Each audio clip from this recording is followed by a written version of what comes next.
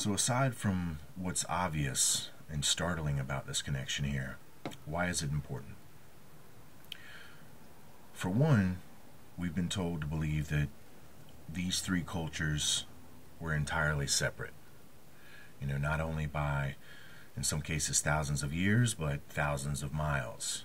Their ideologies were supposed to be separate. What I just showed you, that there is a consistency, at least within their numbers and concerns within astronomy, which begins to present itself in a unique manner, considering that the constellational shapes of stars are really not so set in stone. I mean, you really have to kind of go a long way to see the Hunter in Orion, things of that nature. But yet these cultures consistently uphold the same type of constellational mythos. And that should tell us one thing. Aside from the numerics are there, that we've equationally basically just set three main numerical codes, astronomical codes, over top of each other, and they're a working equation.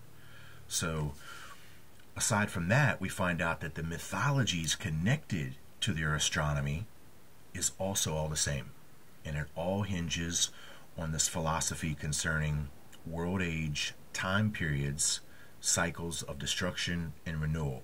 And it just so happens that they all are symbolized by a serpent.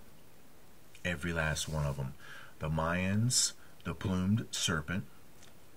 Israel, of course, we know the serpent from Genesis, that we know of as the devil. And then here we have Enki, represented even by the name translation into serpent. So they're all unified in their mythologies, which now turns into their ideology. And you can see it right in the Hebrew Bible. The beginning of Genesis, if you've watched some of my videos, you understand that there's already been a judgment that takes place there between line 1 and line 2, and then enter the serpent. The next thing that we have in Revelation, guess what? Serpent. And what happens at the end of Revelation? Supposedly Satan, serpents, loosed again for a period of time. So what you're seeing is the same cycle. It's the same thing. It's the same mythology. It's connected to the same expectation at the end of an age for this prophesied return of their ruler. Each one of these are expecting a serpent god to return. Now, as we know of with ancient Israel, or at least presented in the Bible, it's presented in a dual nature.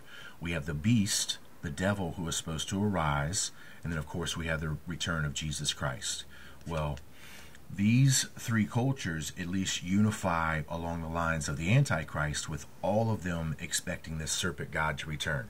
Now that's just those three cultures. Samaria, ancient Mesopotamia, and then we have Mesoamerica on the other side of the world, basically the Mayan, Aztec, Mixtec, Zapotec cultures, and more. And then they run into South America, of course. All of these are all unified now. Ideologically, they all hold up world ages with serpent destruction. They're all anticipating the return of this serpent god. Now we know fallen Israel, false Israel, is expecting their serpent god. And we see who the world is preparing for now. They're preparing for the arrival of this world teacher. It's not Jesus Christ. They're going to want you to believe that it's what we're to expect is Jesus Christ. But if you know the biblical prophecy and you know Jesus Christ within your heart, this is the return of the Antichrist that they're expecting. So all of that should tell you that, hey, yes, it's absolutely important. It's going to become even more important as we look into this identity of Lucifer, Satan, and the devil. We need to understand that Trinity. We need to understand that the Bible will teach us that those are three separate personalities.